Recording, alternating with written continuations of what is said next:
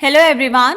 So we are discussing the in-text questions of the chapter the D and F block elements. And today we will discuss question number 2.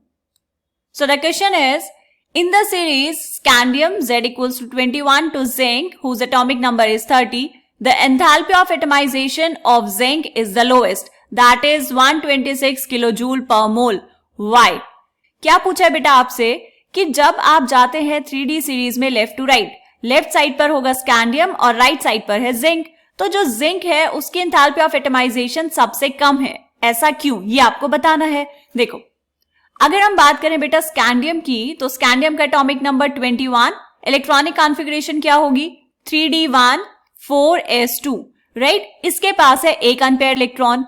अगर हम बीच में जाएं, मान लो आपने लिया iron, Fe का atomic number कितना बेटा 26, electronic configuration 3d6 4s2. Last में हम ले लेते हैं जिंक.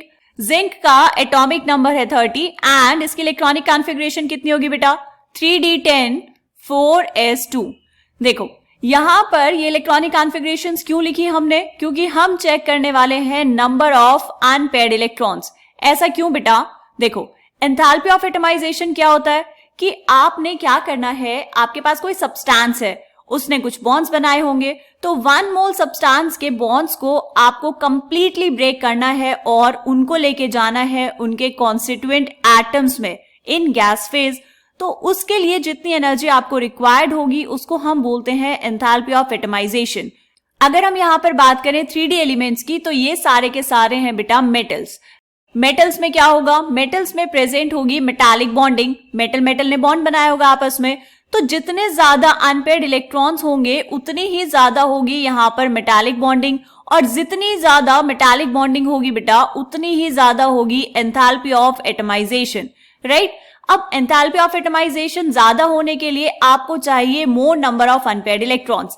लेकिन अगर हम यहाँ पर जिंक की बात करें तो ये है 3d10. 3d10 का मतलब है बेटा इसके पास है fully filled D orbitals. Fully filled D orbitals का मतलब क्या हुआ, इसके पास तो एक भी अनपेयर्ड इलेक्ट्रॉन प्रेजेंट नहीं है, और एक भी अनपेयर्ड इलेक्ट्रॉन प्रेजेंट नहीं है तो जो मेटालिक बॉन्डिंग है वो कम होगी. इसीलिए यहां पर क्या होगा बेटा, इसकी एंथैल्पी ऑफ एटमाइजेशन सबसे कम होगी. ठीक है, बात समझ आ गई. इसको लिखना कैसे है, देखो क्या लिखा बेटा हमने यहाँ पर, in the formation of metallic bonds no electrons from 3D orbitals are involved in case of zinc, क्योंकि वहां पर कोई अनपेयर्ड इलेक्ट्रॉन प्रेजेंट ही नहीं है. While in all other metals of 3D series, electrons from the d orbitals are always involved in the formation of metallic bonds. और जितने ज्यादा unpaired electrons present होंगे उतने ही ज्यादा मेटालिक बॉन्ड्स बनेंगे और उतनी ही ज्यादा होगी enthalpy of atomization. That is why the enthalpy of atomization of zinc is the lowest in the series. ठीक है, बात समझ आ गई. मिलते हैं नेक्स्ट इंटेक्स क्वेश्चन में, तब तक के लिए बाय बाय.